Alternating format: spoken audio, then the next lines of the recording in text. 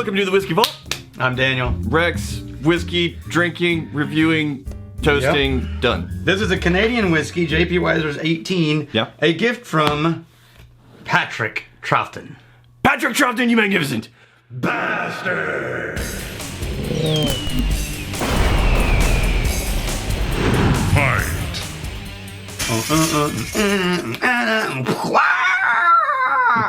Fight.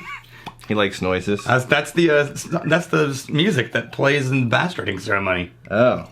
All right. That's it? And then there's like a That's the music? eagle that could cause or something. Really? Yeah. That's the music? Yeah. I don't know. Play it again.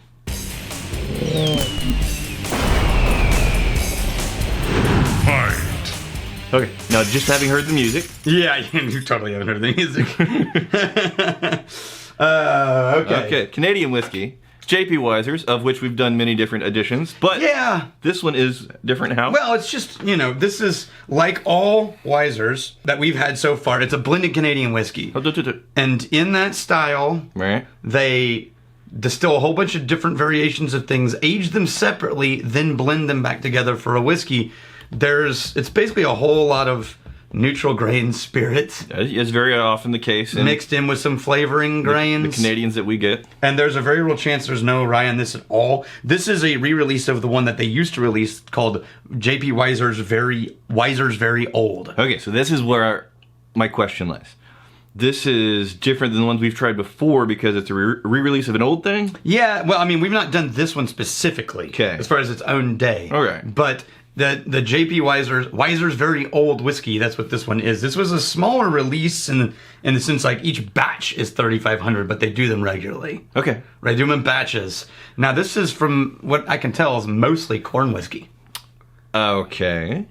Mostly, how so? What are you getting? Because I'm getting a very traditional... I'm saying from my research. Oh. There's no rye. Man, I'm getting mostly corn whiskey. I'm getting a very traditional, soft, sweet acetone. First of all, acetone on very the much nose. acetone. Acetone on the nose, and then you get into the soft vanilla caramel Canadian that you often get out of just the classic bottom shelf Canadian I'm looking stuff. for a little more spice out of this one because the age, I'm not getting any in the nose.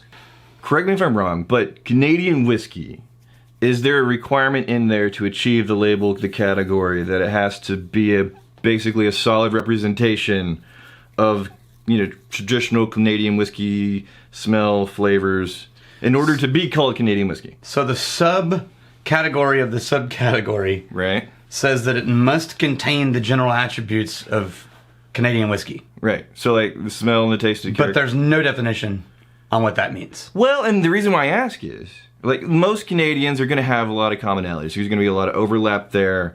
But there's a handful that are Canadian whiskey. It's on the label. It's been approved. Like Glenora.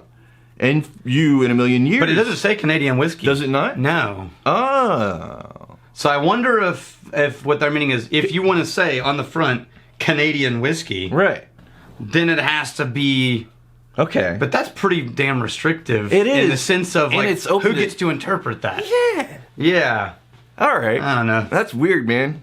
But it could be why they all have just basically the same taste. Well, I mean, if you want to put it on the label, right? This is the thing where I was talking about. It's a really soft vanilla. And we're talking about caramel. only the big brands and only the big releases. Yeah. That's what all tends to blend together. That seems And simultaneously this is thin. incredibly restrictive, but also so open to interpretation that it's damn near worthless. Yeah. That's thin, metallic, and a little bit astringent on the back. Yeah, on the nose, I'm not falling Take a in sip love. of that. It's thin, metallic, sweet, and a little bit astringent. Like it's sort of dry. You know what, though? You're not wrong, but I don't like where it ultimately lands with the finish. Yeah. But that astringency you're talking about, it's almost a barrel bitterness. Almost. I kind of like momentarily what's happening with that bitter layer up against that sweet layer. It's like, oh, those are some nice things, romping down the path of whiskey deliciousness, and then it just kind of falls apart into If you want to know what this tastes like, an acetone bitter thing. it tastes like the generic Weiser's Deluxe, but add a little bit of bitterness at the end. I think, yeah, a little bit more time to get the barrel impact. But as I'm saying, they're the same whiskey, and the only difference is that little astringent ending. Yeah, I'm not in love with it. And this is At all. not cheap necessarily. Really? I mean, it's not crazy expensive. Okay. But, I mean, you're better off with J.P. Weiser's Deluxe. And then put a little bitters in there.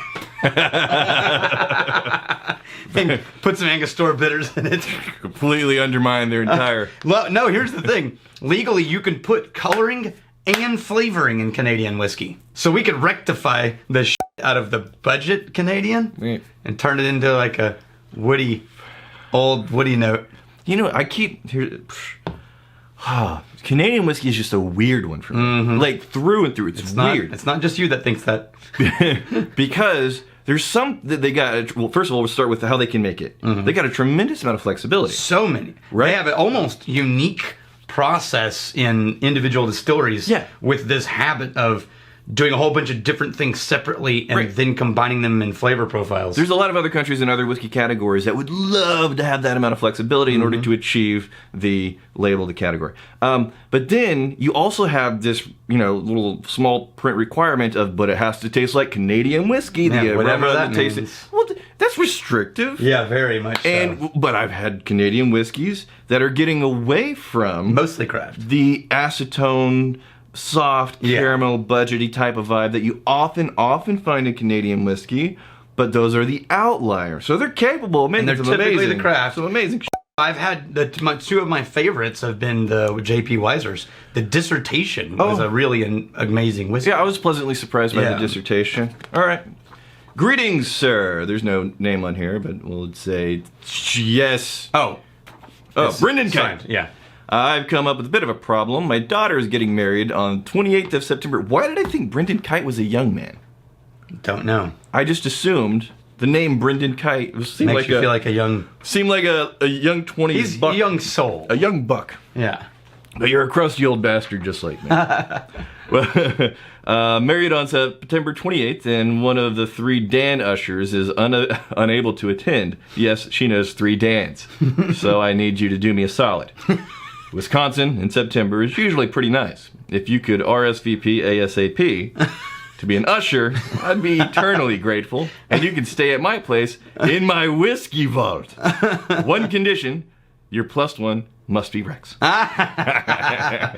You used to have a whiskey vault. Yeah. By the time I'm done with it. Wait, 2 conditions. Rex cannot actually sleep in the vault. Oh! No, denied. For safety reasons, he said. Yeah. If you're unable to attend, I realize this is short notice. Please at least offer up a toast to Erica and Josh. Erica? Is this Arica or Erica? I'm gonna say that's Erica. Erica. Please offer up a toast to Arica and Josh.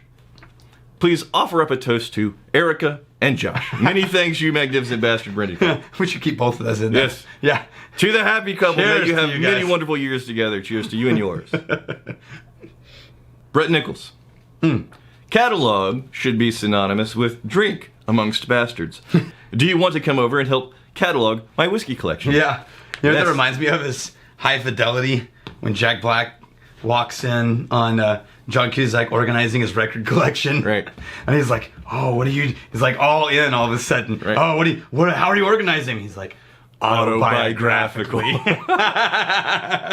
We should autobiographically organize the whiskey. The whiskey vault. All right, here's All to right. fighting, stealing, and drinking. If you fight me, I fight for a friend. Steal, may you steal a lover's heart. And if you drink, may you drink with us. Hey, thanks for hanging out with us in the Whiskey Vault. Don't forget to throw in a like, hit that subscribe button on the bottom right, and drop a question or comment down below.